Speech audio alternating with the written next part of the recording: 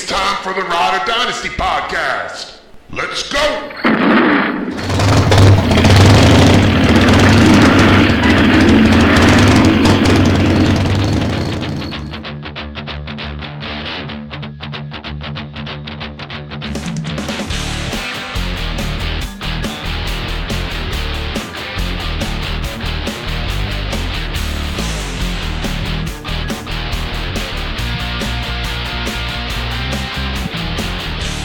Welcome to the Rider Dynasty podcast with Ryan Bickerstaff, JJ Wenner, and your host, Michael Kloss. Welcome back, Riders! This is the Rider Dynasty podcast. I am really happy to be here tonight. I'm your host, Michael Kloss, of course. My friends, my co-founders, my co-host, they're excited to get to running back rankings today. We got a packed show, so we are going to get right to it. But first, say hello to the regent of redraft, the dynamic dynasty Dark Knight. Ryan, I was excited to give you all those titles. How you doing tonight? I'm kind of digging that new title. The Dark Knight of Dynasty kind of suits me. I'm doing great, Michael. I'm happy to be here. I just had a big cup of coffee, and I'm ready to talk about some running backs. Well, don't think, JJ, that I don't have something just cooked up for you. I would say the wise one of the podcast, our teacher by trade, maybe even our mentor, the guy that keeps us all together. One might even call him our sage. I just looked through the thesaurus and just tried to find all the wise words I can. He is down with IDP with every last homie. That's JJ Wenner, back better than ever. How's it going, man? Man, once again, back is the incredible, the rhyme animal, the uncannibal D, public enemy number one. How you guys doing? We are just psyched, and before I even continue, I would love to say that we are just privileged to have certified athletic trainer Nick Mirabito join us again as we go through our running back rankings. Yeah, Nick is going to provide some of that insight to a few ball carriers coming back from injury. Really, this is information you're not going to hear anywhere else. Nick, thanks for joining us again. Yeah, thanks, Michael. Glad to be here. Thanks for having me back. Last time was a ton of fun, despite the fact that it took JJ about 15 seconds to make fun of my bald spot. Some of my old roommates at Pitt got a real kick out of that one. Shout out to those guys. I think you guys earned a few more riders for that one. But seriously, though, I'm super excited and ready to get into it. Well, we're glad you're back here, Manu. We're excited to find out what you have to say on some of the more riskier running backs of 2019 and how they're looking now and into the future. And there are several running backs that we need to talk about. So, Nick, tell us, what are we doing with Darius Guice? Darius Guice. So that situation is definitely an interesting one. Obviously, people know he's returning from tearing his ACL the first game of the preseason last year. It's been a pretty eventful journey to get back on the field. Back in December, there was a report that said he needed an additional 3 procedures because of an infection from the original surgery. Then there was some reports of a hamstring injury in June that kind of raised some eyebrows during OTAs that might have kept him from being on track from the start of training camp. But now the Redskins have reported, and since day one, he's been a full participant with no restrictions. So that's the good. Where I hesitate a little bit is that a hamstring injury coming off an ACL tear is never good. Hamstring strengthening is one of the key parts to recovery because a disparity in strength between the quads and the hamstrings is one of the big predisposing factors to ACL tears. There's a lot of evidence in the medical literature that shows that hamstring strengthening programs can actually lower the number of ACL injuries. So in regards to it's pretty interesting stuff. So in regards to Guice, it's definitely a good sign that he started training camp as a full participant, but I still want to keep an eye out on him to see how he plays in the preseason, cutting and dealing with getting hit again and making sure that hamstring is good to go. If he does sustain another hamstring injury, we could be headed toward a Dalvin Cook type of situation that we saw last year. But as of right now, he is a full participant, so I'm not going to completely disqualify him, but that is something where if I'm deciding between him and maybe another running back without any flags, I'd be inclined to choose the other guy. So speaking of hamstring strengthening, there's a great YouTube video of Demaryius Thomas where they hold his ankles in a kneeling position and he lowers his upper body to the ground. It is the most incredible display of hamstring strength. It's actually a really popular exercise. It's called Nordic hamstring curls, and that's a big exercise that soccer players actually use a lot, and it's been shown to decrease ACL injuries. Pretty cool. That's exactly what I said. The Nordic hamstring curls. You mentioned Dalvin Cook. A lot of people are excited. They're drafting him early because of some of the promise that he showed. What are you seeing in his recovery process? Yeah, I know he went through a lot of issues last year with that hamstring, like I just said. But toward the end of the year, he seemed to be getting back to the Dalvin that we saw prior to his injury during his rookie year. Right. Right now, he's a full participant at training camp. Like I said last week, he feels great. Referred to himself in the third person, said it's great to be Dalvin. So I really don't have any reservations about him at all. I think owners can expect just a fine year from Dalvin Cook. Now, Nick, I'm interested in watching Jerick McKinnon, coming off that ACL tear. It was a non-contact injury. Now, my question to you, do players recover faster if it's a contact versus a non-contact injury? Does that even exist as a thing in your world? And really, what can we expect from him on the Niners this year? Because I think that he's starting the season on the PUP. Good question, Michael. So it's not so much a contact versus non-contact. That's the issue we typically worry about. It's more about if it's a multi-ligament injury or just the ACL. Those multi-ligament injuries and injuries to the meniscus usually take a little bit longer in general to recover. I believe with McKinnon, it was solely the ACL that he tore at the end of training camp right before the season started. So that is a positive. And yes, like you said, Michael, he is starting on the PUP list to start training camp because of a quote that came out that said there was a flare-up, which could mean all kinds of things. Right. A report did come out earlier today saying that he should be activated in the next few days, which is good. But with ACL recoveries, it's usually 10 plus or minus 2 months. So he's still in that range, but a flare-up is never a good thing with the running back position, especially thinking about all those quick cuts that they need to make. So there's definitely some concern, and we'll have to watch him as the preseason goes on to see where he's at. Nice. All right, thanks, Nick. And stick around. We're going to need your help in the next two segments. We've had a lot of news since the last podcast, so let's get to the news desk. Yeah, that's right, Ryan. First on the docket, Nick, I actually want to ask you first, and let's keep this rolling. Let's talk about AJ Green. He left practice with the left ankle injury. The MRI revealed those torn ligaments, and now we're likely to miss 6 to 8 weeks. I know that you've got some insight on this, so tell us a little bit about AJ's injury and then recovery, and then when we can see him back, what you think on the field.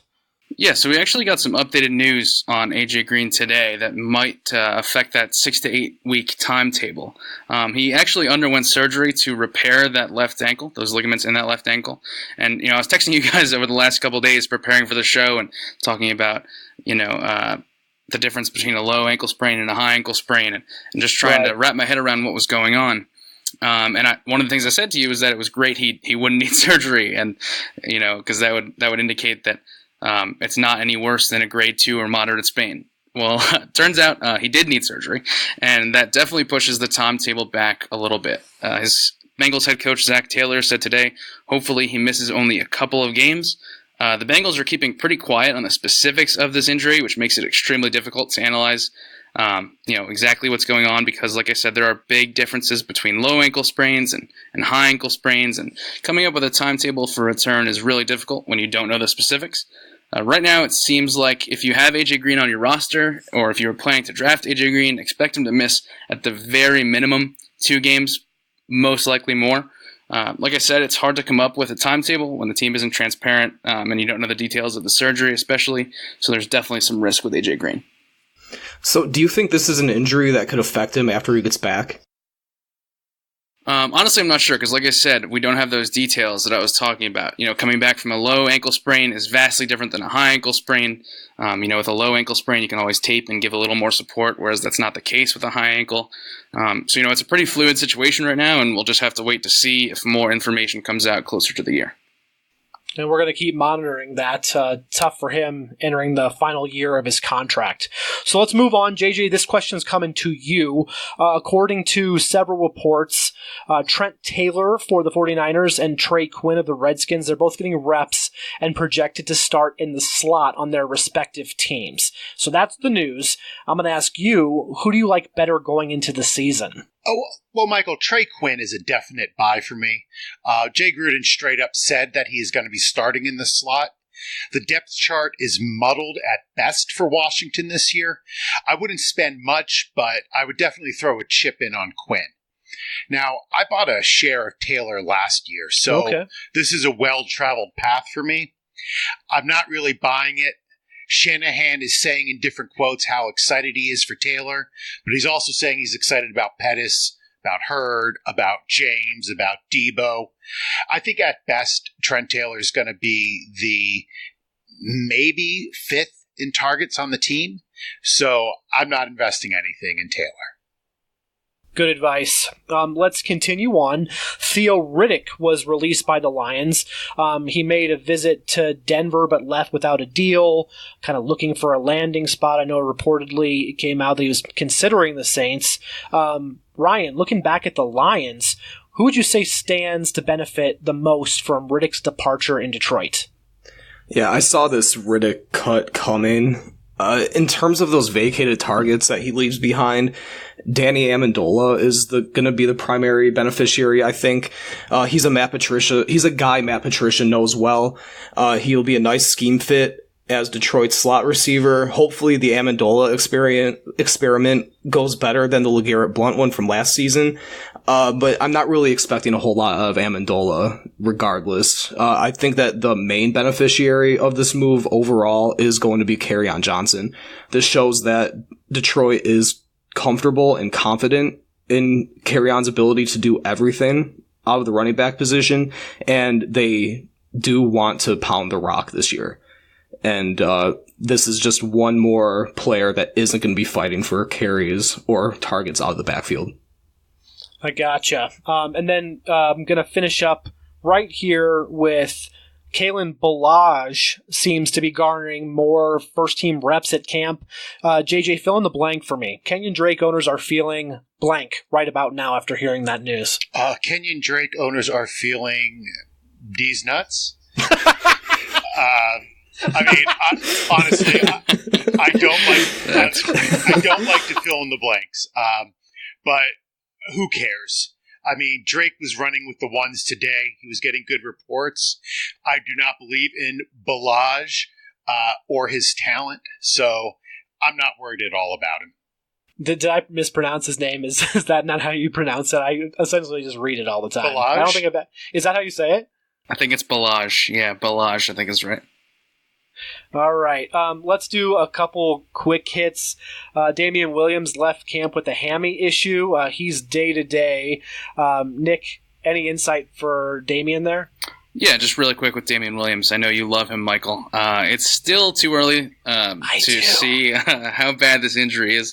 Depending on the severity, hamstring injuries could last as little as a few days or even a few weeks or longer. I think if it were very severe, that we would have heard a little bit more about it in the reporting. So for now, we'll just have to keep an eye on the situation, but we shall see with Damian Williams.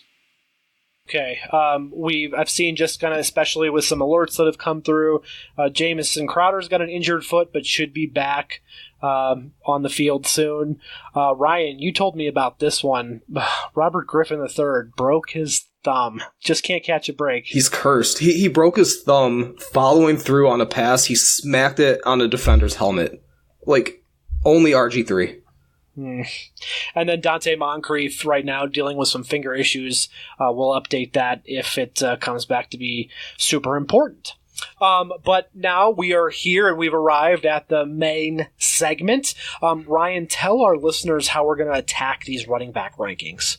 All right, same as the quarterbacks. Me, JJ, and Michael all ranked our running backs, and we're going to go through our top 36 combined rankings. We planned for 3 years, and we're going to go through tiers again, like we did with the quarterbacks. And any ties, we're going to settle this the old-fashioned way, and the master debaters are going to hash it out. Oh man, I'm way too immature. That I'm so happy that you said master debaters. Okay, so here we go. Top 36 Dynasty running backs. We'll also get these up on our website, rideordynasty.com, and don't forget you can catch us on Twitter at rideordynasty. Now, Tier 1.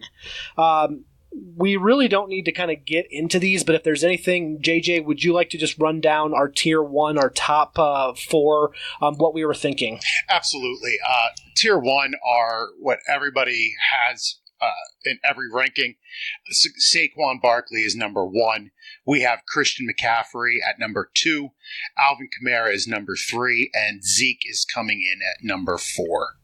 So I know that a lot of people might have just different iterations in those top 4. I've seen a lot of Zeke, even though with the holdouts. Ryan, you love Alvin Kamara. I do. But Saquon Barkley is our number 1. So I think that if you get one of those top 4 guys, again, in Dynasty, you're going to be sitting pretty for a while. Tier 2 is where it gets really interesting, JJ. Who do we have at number 5? Number 5 is one of my favorites. We have Nick Chubb at number 5. Last year, he had over 1,100 total yards despite not starting 7 games. He's the clear-cut starter on a talented team, and he is young. I have no worries about him over the next 3 years.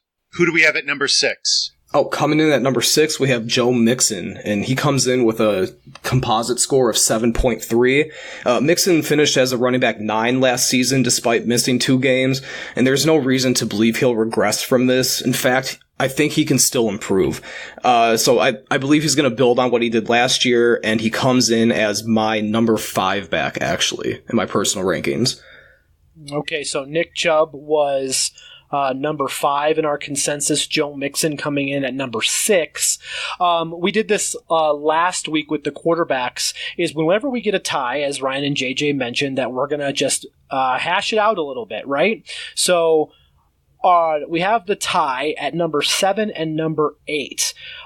Believe it or not, Kerryon Johnson is coming in at 7, and David Johnson is coming in at number 8. So, Ryan, you're the Lions fan, and I know that you're knowledgeable about this subject and you love talking about him. Would you please give me an opportunity for Kerryon Johnson here?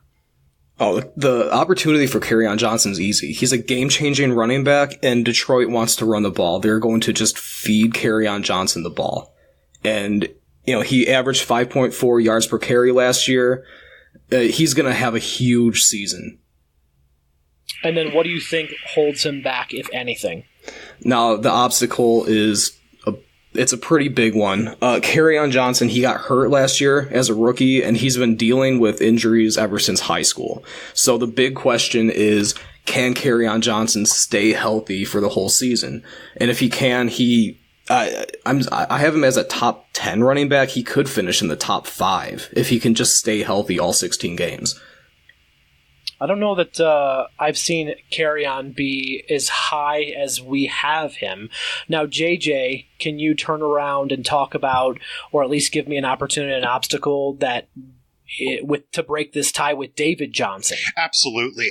DJ was the running back 9 last year on the worst NFL team of the past decade. They averaged 241 yards per game. 241 yards per game. Think about that. DJ was responsible for 35% of their yards. There's a new coach, a new offense, and better weapons. He has nowhere to go but up. And then what about an obstacle? It's a bad team. Offensive line was horrendous last year. And unless they improve, he is not going to get a lot of easy yards. So it's going to be a slog just like it was last year. All right, Nick, after hearing both those, weigh in, and I'll give my final judgment here. But to break this tie, what are you thinking? Yeah, I gotta say, I lean personally more toward David Johnson. I'm pretty intrigued by the whole Cliff Kingsbury experiment kind of deal. So I'm leaning toward David Johnson, but yeah. No, I agree with you. No question. I think that Carry-On is going to be a workhorse. I'd just like to see, and I'm just a little gun-shy, I think, about ranking him that high, even though it's between 7 or 8. So I'm going to hand this one to JJ. Ryan, very compelling argument. This was super close, but I think David Johnson, for at least a 3-year window, will just get the spot up in our ranking. You are wise like King Solomon. Don't worry, I'll find another way to just shoot you down a little bit later. Number 9 is Melvin Gordon, and I'm going to just cover him really quickly. He's just really intriguing to me because he was one of the hardest players for at least me to rank. 26 years old, 1 season of 16 full games, and of course, there's that holdout that everyone's talking about. Again, reportedly, him and Chargers brass are about $2 to $3 million apart per year. I just can't bail on him. He's just really too talented, in my opinion, to drop any more in my rankings. And I think that of the guys, maybe 1 or 2 guys behind him, I would pick over him. I think that even if he goes to another team, as long as he doesn't hold out for a year, I want Melvin Gordon. Absolutely. Coming in at number 10, I have Le'Veon Bell. He's a dual threat back who is electric with the ball in his hands. He now has a young QB and a new offensive coordinator. They're going to feed him the ball. He is in super shape despite some reports, and he's ready to prove some things to fans. So I'm all in on Le'Veon Bell this year. Now, Ryan, before we get to our Tier 3, would you recap our Tier 2 running backs for us, please? Yeah, no problem. So Tier 2, we had Nick Chubb at 5, Joe Mixon at 6, and I wanted to clarify he finished as the number 9 running back in standard, number 10 in PPR last year. Moving along to number 7, David Johnson and Kerryon Johnson flipped. So David Johnson 7, Kerryon Johnson 8. Melvin Gordon 9, Le'Veon Bell comes in at 10. And now we're going to kick off Tier 3 with a little bit of controversy, I think. Because we have at number 11, Josh Jacobs. And if there's a running back who's kind of conspicuously been omitted so far, yeah, there's a reason for that. We'll get to it, right? We'll get to it. But Jacobs is going to be a star. And I have him ranked at number 10 in my Dynasty rankings, and I think it's realistic that he finishes that high as a rookie. He has no real competition for carries in Oakland, and he's a great receiving back. He can do it all. He's going to have a great season. I don't think 1,400 yards combined is out of the question for him. And, Jacobs is going to be great. They're fully expecting him to be the offensive rookie of the year. I think I saw a report come out, so he's got the power behind him, hopefully. That's who my money's on. Yeah, so coming in at number 12, you guys have Todd Gurley. That is the person that Ryan just teased us with there. So this is the one everyone's been waiting for, right? Here's the thing with Todd Gurley. So as I mentioned last week, the Rams have a plan for him. Coming out of the draft years and years back, everybody knew that the knee was going to have an arthritic component to it. So they knew that was something they'd have to worry about. He's 5 years in now, so now they just have to manage it. This isn't something that's going to magically heal, but it is definitely something that can be managed, and that's what the Rams are trying to do here. So he was a full participant on day 1 of training camp, and then he sat out day 2. Not because of any setbacks or anything.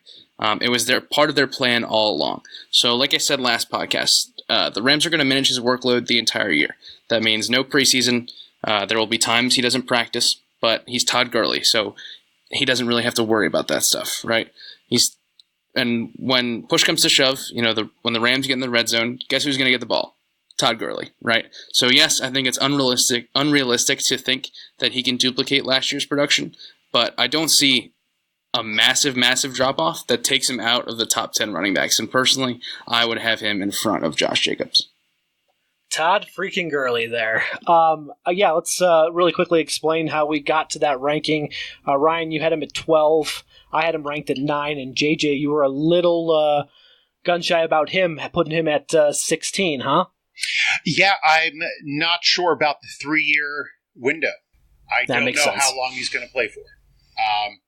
I'm sure they can manage it this year, next year, but eventually it's going to become a problem. Yeah, totally fair. Totally fair. Unfortunately, yes, you might be right, and that's the hard part too. Is I'm a Todd Gurley owner. I want to be optimistic, and maybe my rankings reflect that a little bit. All right. So let's move on to our 13th ranked running back, a guy I'm really excited about. That's David Montgomery. I think seeing him with close to 3,000 yards in 3 years at Iowa State, he had a rough first day at training camp. That's all. If you Google his name, that people are trying to talk about. The talent is there. Chicago now has a workhorse back, I think, and a change of pace athletic freak that we'll get to a little bit. I've been high on Monty. We have all actually been high on Monty before and after the draft, and I think that that's definitely reflected here. He's a talent. So now we have another tie at 14 and 15. I'm very, very excited about this one. At 14 as it stands, we have Aaron Jones ranked, and then at 15 comes Dalvin Cook. So, JJ, would you please give us an opportunity and an obstacle about Mr. Aaron Jones? Sure. I'm really high on Aaron Jones. Last year, he was the running back 23 on only 159 total touches. That's total touches. So, new coach Matt LaFleur and offensive coordinator Nathaniel Hackett, both are strong believers in a running game. If he can get to 200 carries, which isn't a huge leap, and 50 targets, he is easily going to be a top 10 running back this year. Now, the obstacle is the quarterback there is Aaron Rodgers, who very well may change all and every run call to a pass play. And Jones will not get the touches he deserves. Supposedly, that's what he did when McCarthy was there. I think as long as he follows the game script, he'll avoid it, but I don't trust Aaron to follow game scripts. And then we've got Ryan talking about Dalvin Cook. Same thing to you, Ryan, an obstacle and an opportunity. All right. I'm not super passionate one way or another on either one of these guys. I like them both. I'd be happy with either one. But Dalvin Cook is my lucky 13, and Jones is 15th in my rankings. An opportunity for Cook is that I just think he's simply the better running back. I think he's a more talented player, and he is the type of guy who can put up 1,300, 1,400 total yards in a season as long as he can stay healthy. The obstacle, however, is that's a big if. Can he stay healthy? How is that offensive line in Minnesota going to look also? Because that was a massive problem last year, too. Yeah, Nick, you heard both sides' initial thoughts. Yeah, so I think, Ryan, it's very fair to be concerned about his health. We haven't seen him play a full 16-game season, and he did have some issues back in college as well. But I'm going to go with you, Ryan, because like you said, I think he is so talented, and I think he is just flat out the better running back, and I think he has a lot of upside. So I lean toward Dalvin Cook.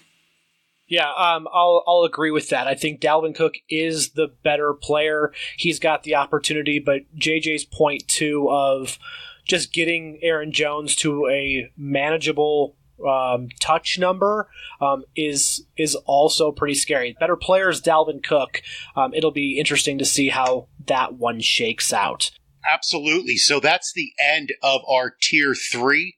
To recap, we had Josh Jacobs at 11, Todd Gurley at 12, David Montgomery at 13, Dalvin Cook at 14, and Aaron Jones finishing up at 15. Starting the 4th tier, we have James Conner at 16. Now, I'm not a big fan of James Conner. We were talking about this prior to the podcast. He is not a great person, despite what everybody says. But the Steelers are they love grinding with one back. And they did that last year with James Conner. As long as he stays healthy, he is going to eat. He averaged over 100 total yards per game last season. So I don't know if he's going to be there for the long haul, but as long as he stays healthy, he's going to put up some serious numbers this year. Yeah, speaking of staying healthy, so at number 17, you guys have Sony Michel. Last year he had some knee issues coming into the season, and he was limited early on. The Patriots didn't want to really rush him along his rookie year. This offseason, he went under a knee scope, and there hasn't been much reporting on as to why. My best guess would be that it could have been to remove some fluid or any loose bodies in the joint. Former NFL GM and now the Ringer's Mike Lombardi has mentioned in the past a, quote, bone-on-bone condition. And that was coming out of the draft last year. Sounds eerily similar to Todd Gurley's situation. Right now, he's not a full participant at training camp. The team has been taking it day by day. So look, this has been an issue since college, and I think his fantasy value has to take a little bit of a dip until we see him produce consistently. I think it says something that the Patriots drafted Damian Harris, and they certainly have showed in the past that they don't want to rush Sony Michel along if he's not 100% ready. So similar to some of the other injured backs, not a complete deal breaker for me, but if he was tied with somebody else, I would lean toward the other running back. I love him in best ball, though. Yeah, I think he has a lot of upside potential. Right, when he plays, I think he's productive, but it's just a matter of if he's going to play and how they manage him. Yeah, absolutely. So at 18 and 19, we have another tie with Marlon Mack. Yes, dun dun dun. With Marlon Mack coming in at 18 and Kareem Hunt at 19. So who is going to be defending Marlon Mack? Oh, that'll be me. All right. Mack is 17th in my Dynasty rankings. An opportunity for Mack is that he's the lead back on what could be the NFL's best offense this year. And he's also coming off a season where he finished as a running back 2 in both PPR and standard formats, despite missing some time with an injury.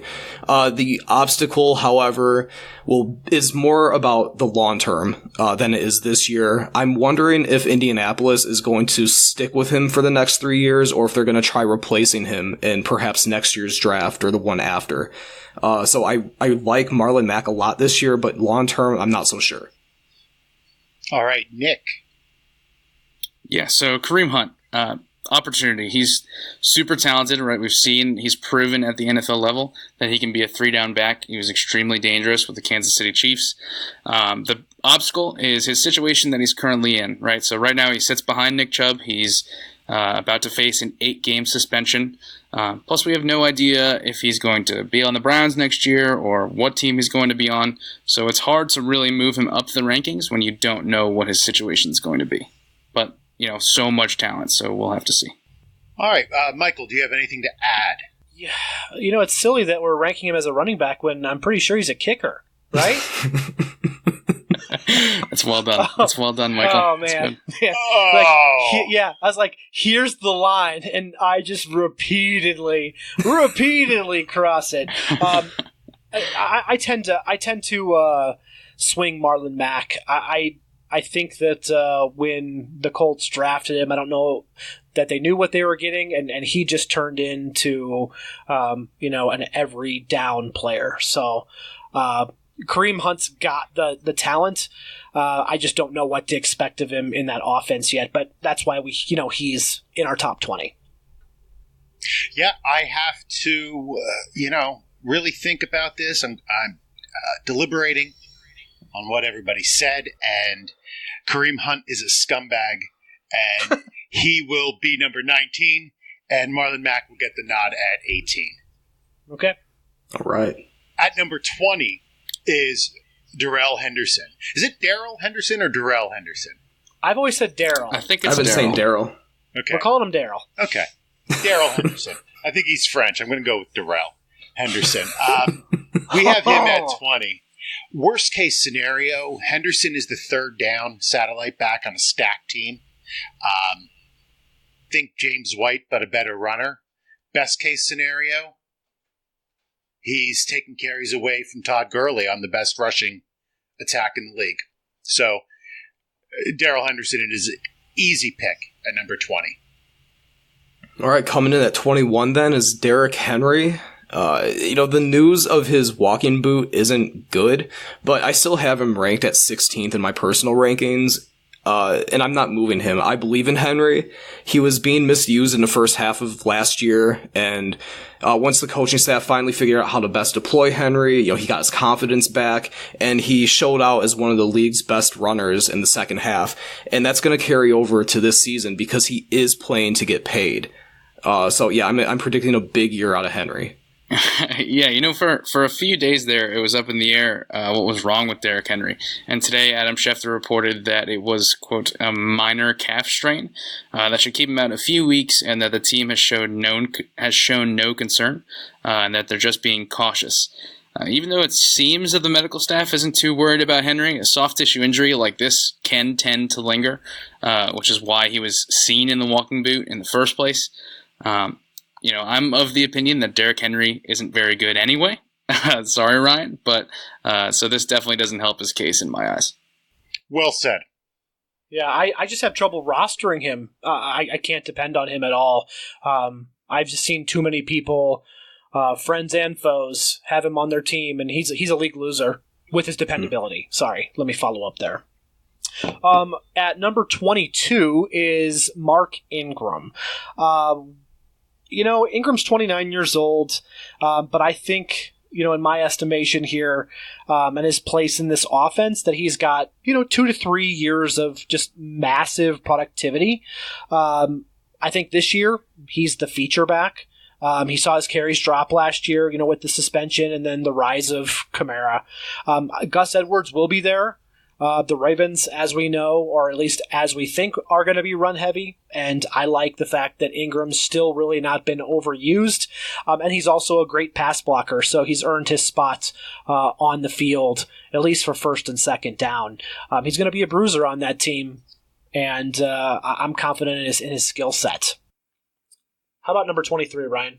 All right, 23, coming in with Kenyon Drake. I like Drake a lot this year. He was the running back 14 in PPR last season, and he's going to have an even larger role in 2019. I'm giving him an outside shot to finish as a running back 1, perhaps even top, top 10. But it's his fantasy value after this season that I'm more concerned about. Drake, similar to like Dion Lewis or James White, I think that he's more of one of those guys that's a really good receiver out of the backfield, more of a committee type player, more so than a lead back. And I think that Miami's going to build up a backfield around him in the next 3 years where he isn't going to be the featured guy and he's not going to be a consistent top-end fantasy player. Gotcha. Now, here comes a fun part of our podcast. Are you guys ready for this? We are calling this the Disparity Debate. So far, again, in the top 23, we've kind of touched on a little bit of, you've heard the consensus, but where we kind of differ a little bit. With this Disparity Debate, we differ a lot on our 24th ranked player. That's Philip Lindsay. It's our second largest disparity debate. Ryan, you have him ranked at 33. JJ is coming in with a ranking of 14. JJ, what's going through your head with a 14th ranking for Philip Lindsay of the Broncos? Absolutely. Philip Lindsay finished 9th in rushing yards last year with 1,037 yards. He was 7th in TDs with 9 and 2nd in yards per carry at 5.4. He had 5 running back 1 weeks, 7 running back 2 weeks, and 3 weeks at running back 4 or worse. But 2 of those 3 weeks were still top 40. Over 10 PPR points in 12 of the 15 games. He now has a better quarterback. He has a better coach. His ADOT last year, which, if you don't know, is the average depth of target, was only 0.4 yards, which means all of his passes were coming right by the line of scrimmage. If they use him the same way as a runner and simply start targeting him a little further downfield, as good offenses do, he could easily have a top 10 season. Nothing against Philip Lindsay. He's a good player and everything, but he's going to take a step back from what he did last year. All indications show that Royce Freeman is going to have a larger role in year 2. And haven't there been reports that they're looking to do more of a 50-50 kind of split in that backfield? I'm not so sure that Lindsay isn't merely a flash in the pan kind of guy also. You know, those players that kind of pop up, they have 1, 2, maybe 3 great seasons and they just disappear, never to be heard of again. I kind of get this feeling about Lindsey a little bit. And for where he's being valued, I want no part of him. I'd rather wait 4 rounds and take Royce Freeman because I actually believe that he, could finish with more fantasy points than Lindsey this year. So we have facts and feelings. All right, let's go to the judge. Oh, you had to set it up like that. Nick, what are you thinking? A couple things. First, the fact that JJ brought in A-Dot was pretty cool. Bonus points for that one. I think I'm leaning more toward JJ on that one. I think I feel pretty good about Phillip Lindsay. Those were some good facts. However, I also don't hate Royce Freeman. I think he's going to be a pretty solid pickup, especially at his ADP. So, I'm going to give this one to JJ. Well, you know where I have Phillip Lindsay ranked. I've got him closer to Ryan. I've got him at 29. It's going to be one of those issues where we see actually how that timeshare breaks out. JJ, the facts that you brought, I think, are extremely strong, and I think that the case that he can be good, I don't know. I wouldn't be afraid of drafting him, but it would probably be a little bit later. I do feel like I want to see that 50-50 timeshare, or at least work that out as we go. But again, Ryan, JJ got you there with the solid facts. Wow, I thought that was going to go the other way. I can always change rankings, right? But again, it's a good, compelling argument. So as we continue to get to our and go through our tiers, let's see, as we can kind of go all the way back, we had James Conner on tier 4 as 16, Sony Michel 17, Marlon Mack and Kareem Hunt at 18 and 19, Darrell Henderson at 20, Derrick Henry at 21, Mark Ingram at 22, still in tier 4, 23 was Kenyon Drake. Now we're coming to 25 and 26. Nick, as a thank you, of course, we're going to let you moderate from here on out. Let's get into our 25 and our 26, so take it away. All right, sounds good. So 25 and 26, we have Tariq Cohen and Rashad Penny. So JJ, if you could give an opportunity and an obstacle for Cohen, and Ryan, if you could do Penny. Go ahead. All right, so Tariq Cohen, an opportunity for him is last year he had a 17% target share and proved to be a great weapon, even as the running back 2 on the team. Even at sometimes he was the third option in the backfield. As the team progresses, as Trubisky gets better, so will Tariq scoring. He is definitely a great receiving weapon. Now, an obstacle, Mitch Trubisky very well may be garbage, which hurts. 25% of his TDs last year came in one game. That is not good. If he falters, so will Tariq. And Ryan, I love you to death, but I'm going to steal this one from you if that's okay. It's all yours. All right, so let's talk about Rashad Penny. The opportunity for Penny is no more Mike Davis, right? He's actually now on the Bears, taking carries away or maybe even some plays away from Tariq Cohen. Penny's healthy. He slimmed down just south of 230. He did break a finger in training camp. He was plagued by a knee injury late in his rookie season. I think that he can rebound from that. The obstacle is, you're still learning to be an NFL player. You have, we forget about the psyche of players, and it's hard to look at that when we're taking an advantage of stats. That finger caused him to miss 3 preseason games, never really got it going. We're all assuming that he's just going to adjust and just take over. But nothing says that he's going to figure that out. And, of course, there's Chris Carson still ahead of him. Yeah, I think Chris Carson is going to play a pretty decent role there. So I do lean more towards Tariq Cohen, especially with the fact, even though Mitch Trubisky might be bad, he's still in Matt Nagy's offense, and I think they're going to find a way to get Tariq Cohen the ball because he is such a weapon. So I'm going to go with Tariq Cohen on that one. Well, I'm feeling pretty good right now, coming off 2 straight wins. At number 27, we have James White. Now, I don't know, and I actually don't believe James White will be able to reproduce his 2018 numbers. And I think that this rank represents that fact. I think he is a top-end running back 3 or a low-end running back 2, which should be a solid role for Tom Brady's safety valve. He has become a more talented Kevin Falk for the Pats, if anybody remembers. That's a good reference there. That's a good one, yeah. So, number 28, Leonard Fournette. What are you thinking? Yeah, so Leonard Fournette, he dealt with recurring hamstring injuries last year. He admitted that in past off seasons he wasn't very committed to taking care of his body. So supposedly that changed this off season. Right now he's heading into camp as a full participant with no restrictions and completely healthy. I don't think it's far-fetched to say that some of his previous bad habits played a role in his hamstring issues last year. With him, I think he still has to prove and show us that he truly is dedicated to keeping his body in good shape because he is a guy with a lot of raw talent.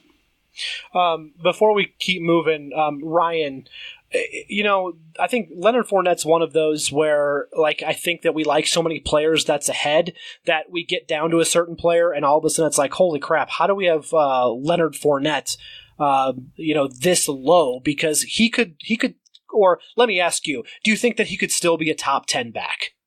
Top 10, no. Do I think we have him ranked too low? Yes. Because, that's exactly what happened for me, is there were just so many players that I like, and I see that they might have more upside. Maybe they don't have, the off-the-field concerns or the injury history or something like that.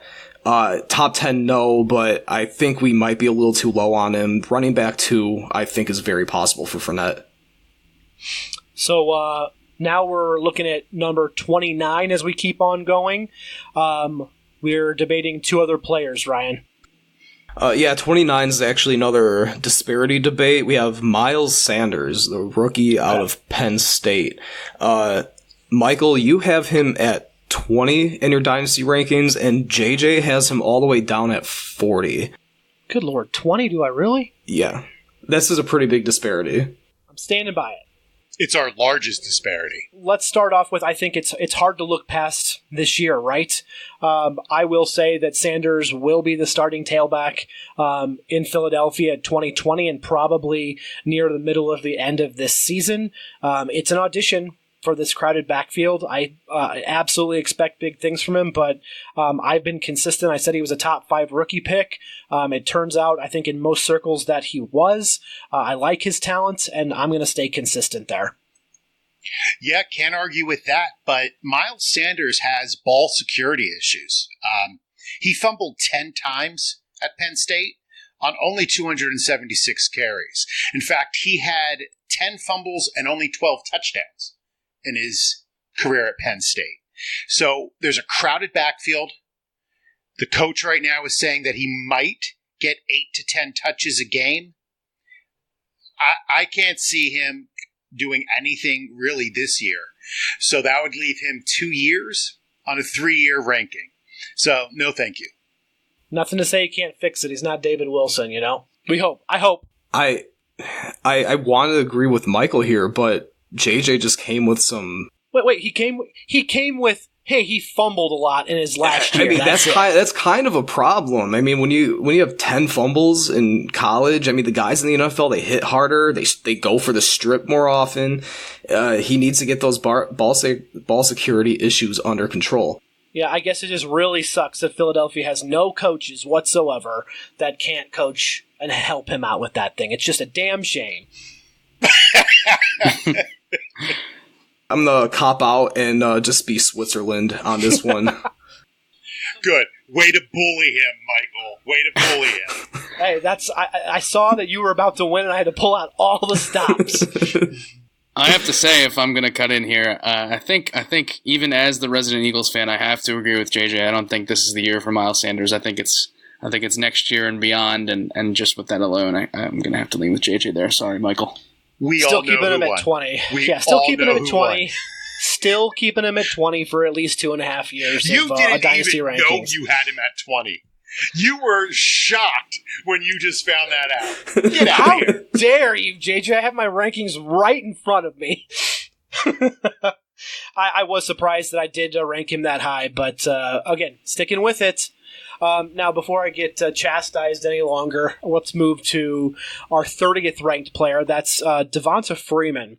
Now, I'm going to say this, that fantasy football is just one hell of a game, right? You're left for dead one year. The community just runs away like you've got the plague. I'm not ready to give up on Devonta Freeman, but a later ranking, again, he's still in our top 36. Not that, like in the top 12, like, maybe he was coming into last year.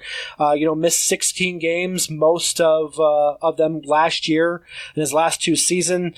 He is a game changer in the passing game and the running game, of course. A hard runner, does have that history of concussions.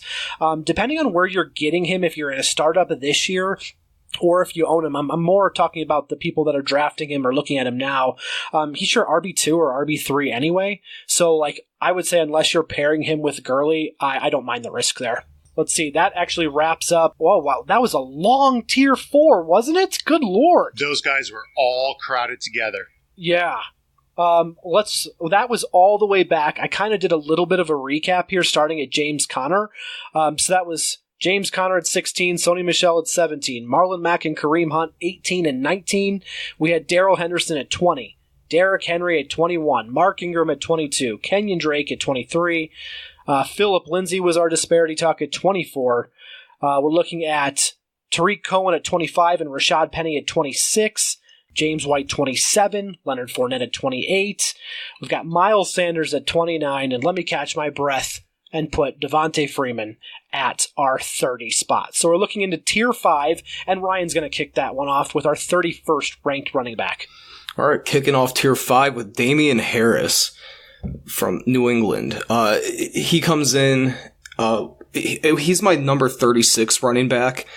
And my rankings don't reflect it, but I think I would rather actually have Harris than Sony Michel. And the reason for that is, especially at the value, because, Michel, you're going to have to draft him in the 3rd round if you want him. Harris, you can get later on in the draft. And this is what I'm thinking, is Sony Michel has so many injury problems. He's dealing with one right now. We have no idea what he's going to look like to begin the year. And I'm not even convinced that Michel is that much better than Harris to begin with. I can honestly see a 60-40 kind of share in that backfield. They're going to have to give Harris a lot of carries because if New England wants to keep Sony Michel healthy down the stretch so that he's available for the playoffs, he's available for that playoff push, Damian Harris is going to see a lot of play time. And if Michel gets hurt, guess who steps in as the lead back? I think he's one of the safest handcuffs in the league right now. And but this backfield's a headache. I like to avoid the New England backfield at all costs, but in a best ball league, I'm a little bit more prone to draft these guys. But yeah, Damian Harris, keep an eye on him because he could be a very sneaky good late round pickup. Yeah, completely agree with you there, Ryan. So as we move on to our next couple players here, we have Damian Harris and Tevin Coleman tied. So we're going to have Michael and JJ discuss... Wait. Who did you call my man? Oh, what did you call him? Damian Williams. Sorry, had Damian Harris on mind. So we just covered him, so you're good. Go ahead. Go right ahead, Michael. You're the one that loves him. Damian Williams. All right. So I'm going up against JJ here, is that right? That is correct. All right, well, we already know that JJ is not a huge fan of Damian Williams, and he can see my notes of what I'm about to say. So I'm just going to, again, I've defended Damian Williams for a long time. I'm not going to stop now. I like his opportunity. I see a player who's been handed the keys of the kingdom. Again, he's not a top 2 or top 3 if you include him with Mahomes making plays himself on his own offense, and that really fact, it just makes me like him even more. Remember, we're talking about the 32nd ranked running back here. I'm not ranking him in my top 10. I'm just saying I'm going to bet on the guy in an Andy Reid offense that nobody's going to scheme to stop. He's too talented. In the passing game and the running game. He might be just a guy, but he's just a guy on the Chiefs. And I like him at, again, around the 32. Wow, are you going to give an obstacle, or there are no obstacles for him? Oh, again, I think the obstacle with Damian Harris is he's injured right now. Isn't that right? He had some I'm sorry, is that Damian Harris or Damian Williams? God damn it. You're right. My guy can't even get straight. Damian Williams has that injury, right? He's off the field right now. Other players are going to get reps. As I mentioned, like I said, he's never really shown up anywhere he's been, except for the back half of the year with the Chiefs. So if you take him as a dynasty player, and for some reason that Darwin Thompson or Carlos Hyde explodes and he doesn't have playing time anymore, or he gets traded, he's worthless on another team. He's only good in a Chiefs uniform. That's fair enough. I don't disagree with anything you said about him. And the more I hear about Hyde this offseason, I don't think Hyde is really a threat to Damian Williams at all. But Tevin Coleman, on the other hand, his main opportunity is that Coleman is loved by Shanahan. Shanahan was the OC when the Falcons drafted Tevin. He became a head coach on the 49ers, and he went out and he signed Tevin as a free agent. And Tevin has improved every year as his touches increase. He is ready for the lead role on that team, and Shanahan is going to give him that opportunity. And if there's one thing you want, it's the lead back in a Shanahan offense. Right. Now the obstacle, though, it's a crowded backfield with Matt Breida, Jerick McKinnon, who we were talking about, who's coming back from injury, even Raheem Mostert, who they signed to a contract this offseason. They like him. They're all joining Coleman back there. I don't think this will be a running back by committee, but there is definitely a non-zero chance that it might. What do you think, Nick? Who would you like? Any running back in the Chiefs' offense, so Damian Williams is intriguing. I also do really like Tevin Coleman. I like both of these guys. So what I'm going to do here, I am going to put Coleman in front of Williams so that Damian Harris and Damian Williams don't need to be next to each other in the rankings so that nobody messes it up anymore. Yeah, I think it's the obvious decision. Modern problems require modern solutions. I want to take some credit for helping raise Nick. Wow, that's raise? That's bold. Me too. I would love some credit as well. Your mom doesn't listen to this, does she? I think she does. She listened to the last one. Yeah, I was going to say, I think her and my dad might take some issue with raised, but sure. Yeah, there was maybe a little influence. Helped form. He's proud of you, okay? He's just proud. I'll take it. As we go to our 34th ranked player, we talked to Nick about Darius Geis a little bit earlier. He's our third largest disparity debate, whereas Ryan, you've got Darius Geis coming in at 27. JJ, for you, he's your 45th ranked player. Ryan, why do you have him at 27? I have Darius Geis ranked at number 27 because he was my number 2 running back in last year's class behind Saquon Barkley. And I actually liked him as a top 20 dynasty running back before he tore his ACL. So I haven't given up on him yet. I still believe in the guy. He was a beast in college. And, if his knee heals up the way it should, he's going to be a very good player. This is essentially his rookie season. And yeah, let's hope that hamstring doesn't negatively impact him too badly. But I think he's going to be a really good player. All indications are that he seems fine. And the biggest problem now with Geis is how crowded Washington's backfield is. Yeah, those are great points. Actually, Nick and I were discussing this before you guys came on to the Hangout. I have changed my mind about Geis and will be moving him way up in my rankings to at least running back 30, if not into running back 2 range. I don't have any worries about his injury anymore. I don't know if anybody has watched the interview he did with Darren Haynes of WUSA 9, but he had a great rant about being labeled as injury prone, and yet ending it with, and I quote, "I had one injury, so man, kiss him."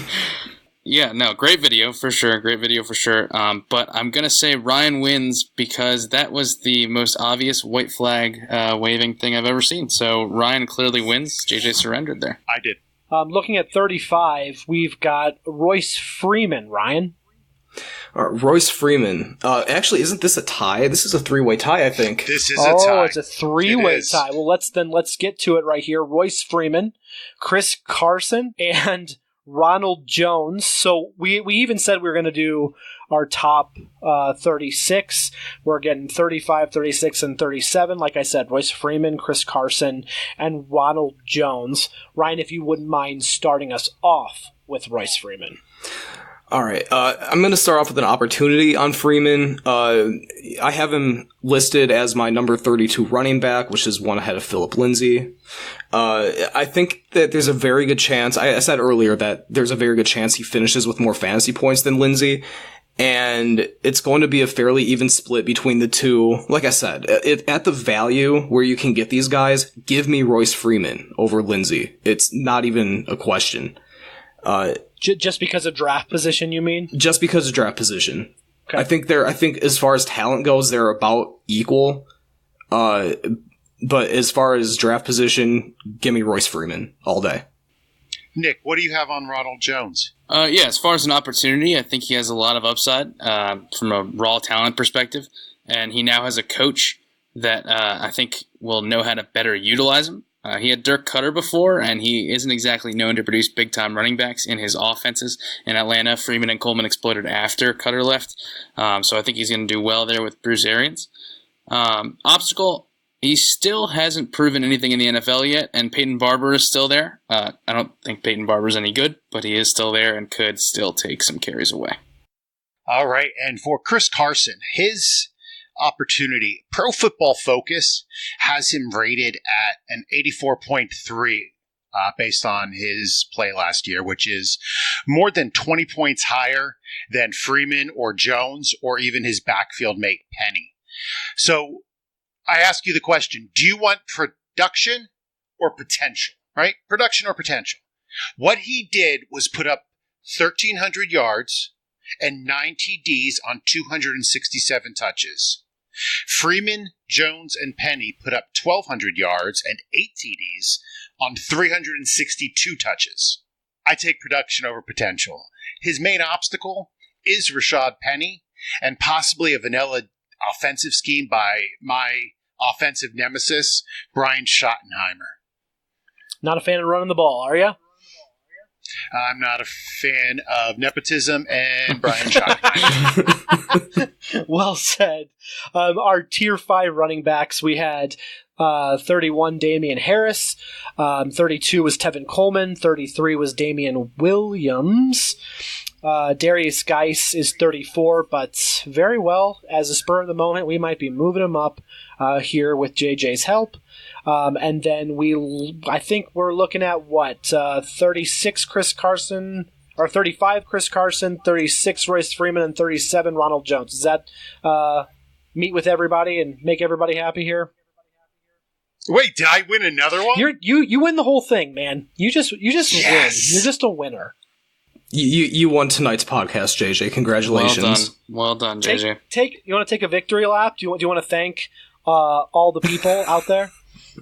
I would like to take this opportunity to thank all the little people who have made this win possible. My subscriptions to many different websites, all of the draft guides I purchased to support my brethren, but especially I would like to thank Michael and Ryan and Nick for being such good sports and wise judges of me. Yeah, we did say that you were our sage and our wise one, so we're very proud to have you on, and congratulations on your win. Once again, we thank Certified Athletic Trainer Nick Mirabito for joining us on the podcast tonight. Nick, it was such a pleasure to have you on again. Yeah, always a good time. Always a good time stroking JJ's ego, so this was good. I'd love to come on again if you guys would have me, and yeah, it was good. Well, hey, all right, real quick before we log off, somebody who we talked about a little bit in one of our division previews, Keyshawn Johnson, is getting a lot of buzz in Arizona camp. Pay attention to him. He's really showing up. and John Vea Johnson in Dallas. Just two things I saw come across today that I thought I should let people know. That's a winner's mindset. Appreciate that, helping all of our listeners. Again, do not forget to catch us at Rider Dynasty on Twitter and at our website, riderdynasty.com. I'm going to say good night and have a wonderful tomorrow. Catch you on the next one. Oh, drinks. Good night. Thank you for listening to the Ride or Dynasty podcast. If you have enjoyed the pod, please subscribe and leave us a rating and review on iTunes. Follow the guys on Twitter at Ride or Dynasty. You can follow JJ at JJ Wenner. Ryan is at BixPixFFB. And Michael is at Michael S. Kloss. Check out our website, rideordynasty.com. And remember, we have your back.